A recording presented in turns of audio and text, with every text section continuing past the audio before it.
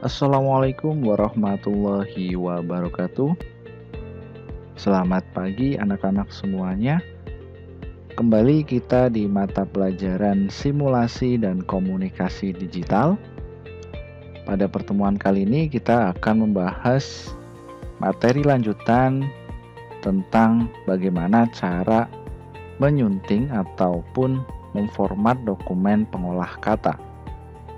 Pada pertemuan sebelumnya kita sudah sedikit mencoba untuk menerapkan beberapa fungsi yang ada pada lingkungan kerja Microsoft Word 2019. Pada kesempatan kali ini kita akan lanjutkan materinya. Yang pertama, bagaimana cara membuka file Microsoft Word melalui aplikasi Microsoft Word ini. Kemarin kita sudah membuat file dan kita beri nama dokumen 2. Nah, cara untuk membukanya yaitu kita bisa klik menu file, kemudian kita pilih open, klik browse untuk mencari di mana posisi filenya. Nah, kemudian saya simpan pada data SSD di mana di dalam folder bahan. Kita klik untuk filenya dengan nama dokumen 2, kemudian kita klik open. Maka nantinya di situ akan terbuka file yang sudah kita buat pada pertemuan sebelumnya. Selanjutnya kita akan masuk ke pembahasan di mana kita akan membahas bagaimana cara menggunakan mouse. Saya perbesar dulu untuk tampilannya.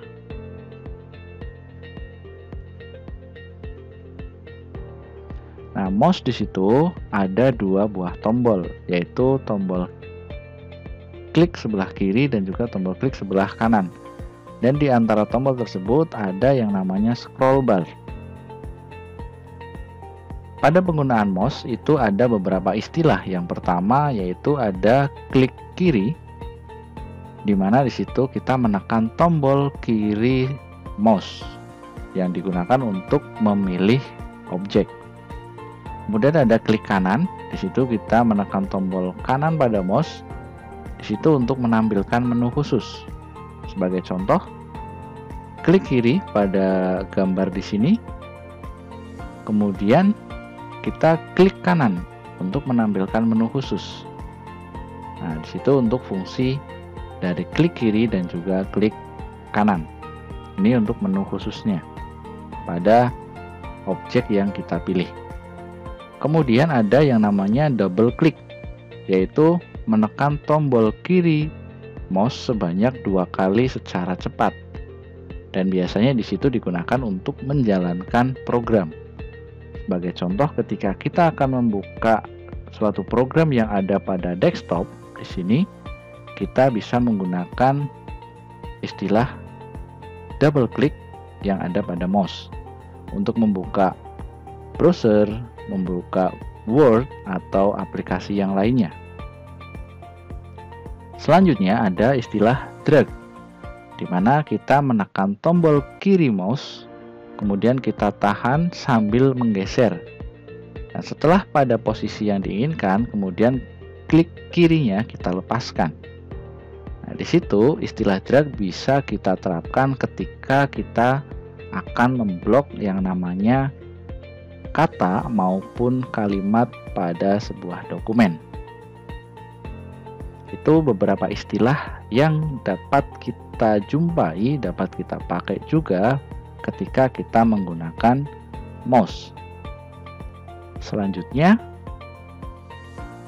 bagaimana cara menggunakan keyboard untuk dapat kita gunakan dalam pengetikan.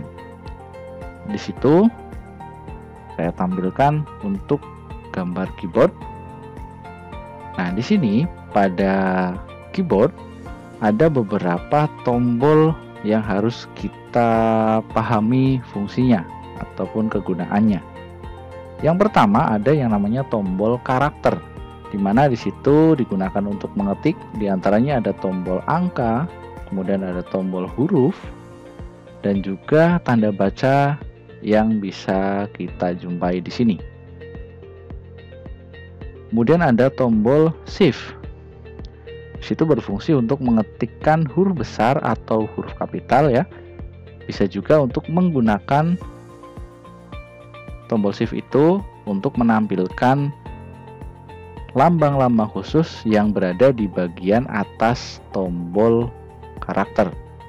Sebagai contoh, misalkan kita akan memunculkan simbol ataupun tanda baca tanya, kita gunakan tombol Shift, ditekan dan kemudian ditahan.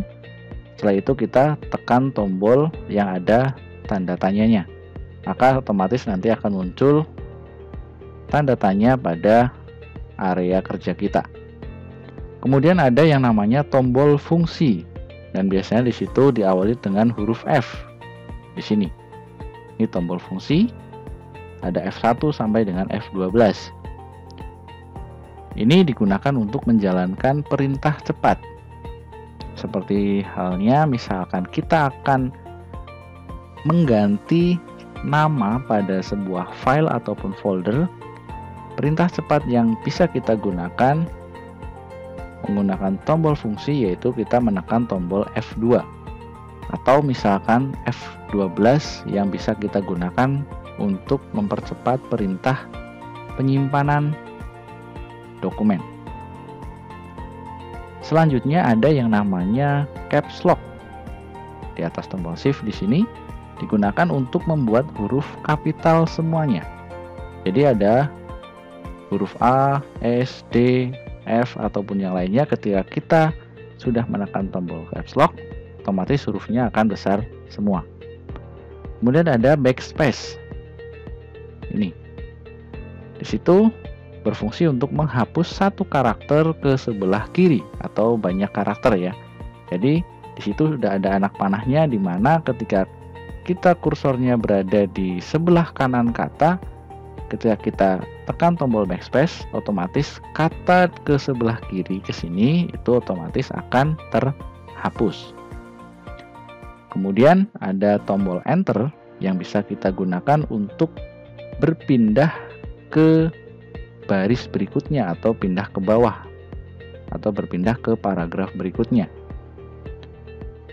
Kemudian ada juga tombol anak panah di sini yang bisa kita gunakan untuk berpindah dari posisi kursor di atas sini. Ketika kita tombol anak panahnya kita tekan, akan berpindah ke bawah kursornya. Itu untuk tombol anak panah, ke atas, ke bawah, kiri maupun ke kanan.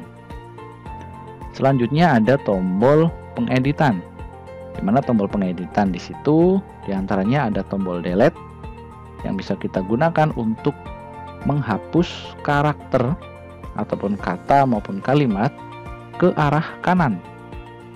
Jadi misalkan kursornya di sini, ketika kita tekan tombol delete, maka huruf dari kiri ke kanan itu akan terhapus. Itu kebalikannya dari backspace, di mana backspace menghapus ke sebelah kiri, kalau delete itu menghapus ke sebelah kanannya. Selanjutnya ada tombol pengeditan yang namanya tab atau panjangannya tabulasi.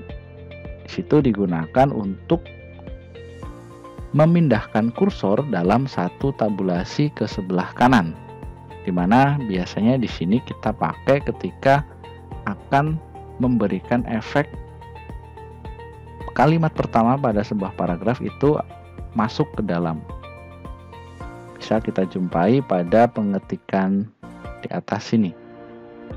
Nah, di sini misalkan kita arahkan kursornya pada bagian ini, kemudian kita tekan tombol tab, maka secara otomatis posisinya akan menjorok ke dalam atau bergeser ke kanan, masuk ke dalam paragrafnya. Seperti ini. Selanjutnya ada tombol yang namanya tombol escape atau ESC. Di situ kita bisa digunakan untuk membatalkan sebuah perintah yang sudah dilakukan di menu yang sedang kita jalankan. Misalkan kita membuka pilihan grup font di sini, kita klik, Kemudian akan kita batalkan atau hilangkan tampilan ini, kita bisa menekan tombol escape. Itu fungsi tombol escape atau ESC. Selanjutnya ada tombol ALT atau alternatif. Ini kita bisa gunakan untuk menjalankan perintah cepat dengan kombinasi tertentu. Selain itu, kita bisa gunakan untuk menjalankan tombol-tombol yang ada pada Quick Access Toolbar dan juga membuka tab ribbon di sini. Selanjutnya ada yang namanya tombol CTRL atau Control. Tombol ini juga dapat kita gunakan untuk melakukan perintah cepat dengan mengkombinasikan tombol huruf pada keyboard. Sebagai contoh, misalkan kita akan menyimpan dokumen, itu kita bisa gunakan tombol kombinasi CTRL dan juga tombol huruf S. Atau perintah untuk mengcopy teks ataupun objek pada suatu dokumen, di mana kita bisa menggunakan tombol CTRL dan juga tombol huruf C. Itu untuk fungsi tombol CTRL. Selanjutnya, bagaimana cara mengedit sebuah naskah, di mana di situ kita harus bisa yang namanya membuat blok pada sebuah kalimat. Nah, cara membuat blok pada sebuah kalimat, kita bisa menggunakan fungsi mouse, yaitu drag. Caranya, misalkan kita akan memblok kalimat menggunakan keyboard. Kita arahkan kursornya pada bagian sini, kita klik, kemudian tahan dan geser ke arah kanan. Setelah itu kita lepaskan. Nah, tandanya sudah diblok, maka akan ada tampilan seperti ini ya, terblok pokoknya.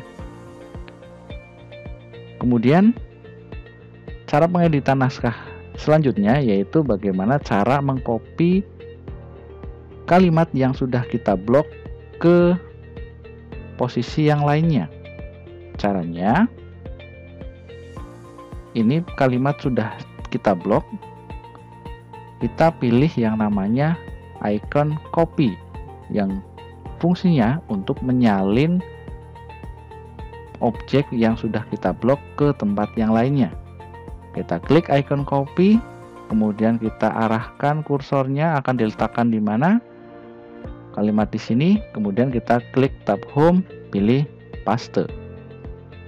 Jadi di situ otomatis akan terduplikasi atau akan tersalin satu buah kalimat yang sudah kita blok tadi.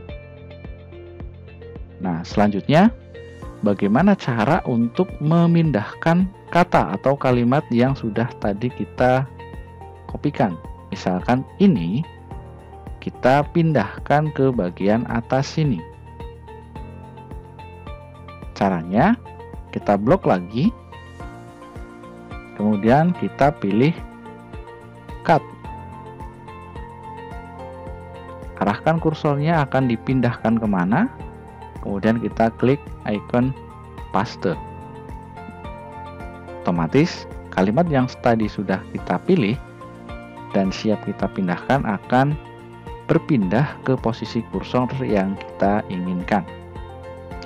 Itu untuk cara memblok kalimat, mengcopy kalimat, dan juga memindahkan kalimat.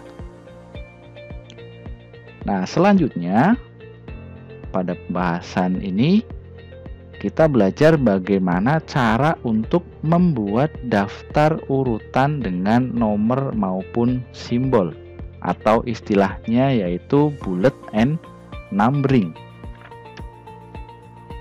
Bullet itu adalah karakter yang berbentuk simbol atau gambar yang digunakan untuk membuat daftar atau list pada Microsoft Word. Nah, cara membuat bullet ataupun daftar dengan menggunakan simbol yaitu kita blok daftar yang akan kita buat simbolnya. Kita blok, kemudian kita klik menu home, Kemudian kita klik anak panah pada icon bulat di sini.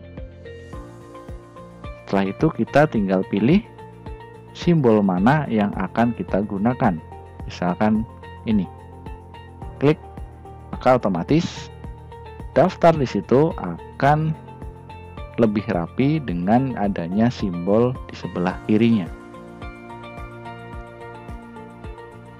Selanjutnya, misalkan di sini kita akan tambahkan lagi untuk daftarnya, kita tekan enter, maka akan secara otomatis simbol yang sudah ada akan muncul dengan sendirinya.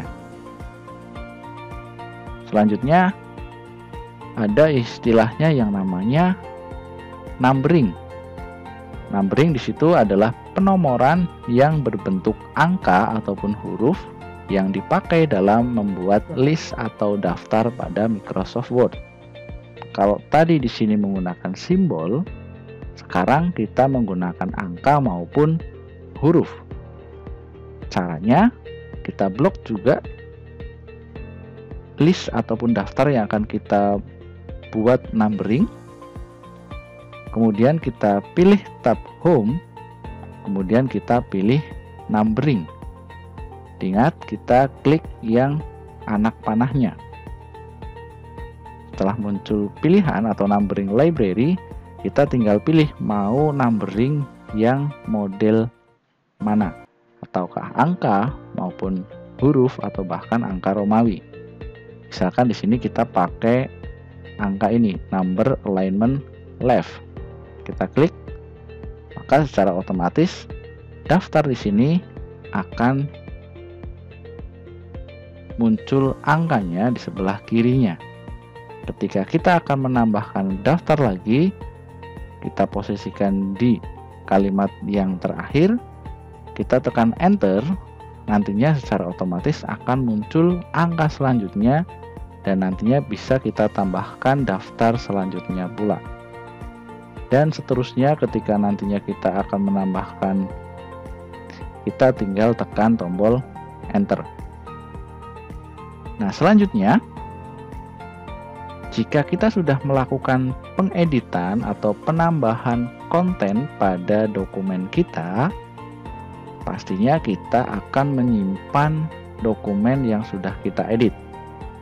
Nah, cara menyimpan file dokumen itu ada beberapa cara. Nah, cara yang pertama, kita bisa gunakan icon save pada quick access toolbar. Ketika di sini dokumennya sudah kita simpan dengan nama dokumen 2, kita tinggal klik icon save pada quick access toolbar. Maka otomatis dokumennya akan tersimpan. Nah, cara yang kedua, kita bisa gunakan menu file, kemudian kita pilih save untuk menyimpan dokumen kita. Maka perubahan yang ada pada dokumen ini akan tersimpan secara otomatis. Nah, perlu kita ketahui ketika kita tadi menyimpan dokumen dengan menggunakan save, ternyata di situ ada perintah yang hampir sama, yaitu save as. Nah, di sini itu ada perbedaannya. Ketika kita mengklik icon save, di situ sama saja kita menyimpan dokumen yang sudah kita beri nama, tanpa perlu kita merubah nama tersebut. Nah, sedangkan perintah save as, di situ ketika kita klik, maka kita akan diarahkan untuk memberikan nama lain terhadap file yang sudah kita simpan. Atau mudahnya, save as di situ untuk menyimpan dengan nama yang berbeda ataupun tipe file yang berbeda pula. Sebagai contoh, kita klik file, kemudian kita pilih save as. Nah, di situ kita arahkan untuk disimpan di bagian mana. Nah, di sini akan muncul kotak dialog save as penyimpanannya. Kita suruh memberikan nama lain pada dokumen yang sudah kita buka. Sebagai contoh, uji coba 1 misalkan. Save as tipenya Word dokumen, kemudian kita klik tombol save jika sudah selesai. Maka akan secara otomatis nama filenya itu akan berubah dengan nama uji coba 1. Dan file ini juga ada pada file dengan nama dokumen 2. Itu sama, karena tadi sudah diberi nama yang berbeda dengan perintah save as. Paham ya untuk perbedaan save dan juga save as? Di mana save itu untuk menyimpan tanpa merubah nama file, sedangkan save as menyimpan dengan nama yang berbeda. Selanjutnya, misalkan kita sudah menyimpan file uji coba 1 dengan formatnya adalah Microsoft Word dokumen. Nah, bagaimana jika kita ingin menyimpan file tersebut dengan format yang lain atau format PDF misalnya? Caranya adalah klik file, kemudian kita pilih save as. Klik browse, kita tentukan penyimpanannya di mana.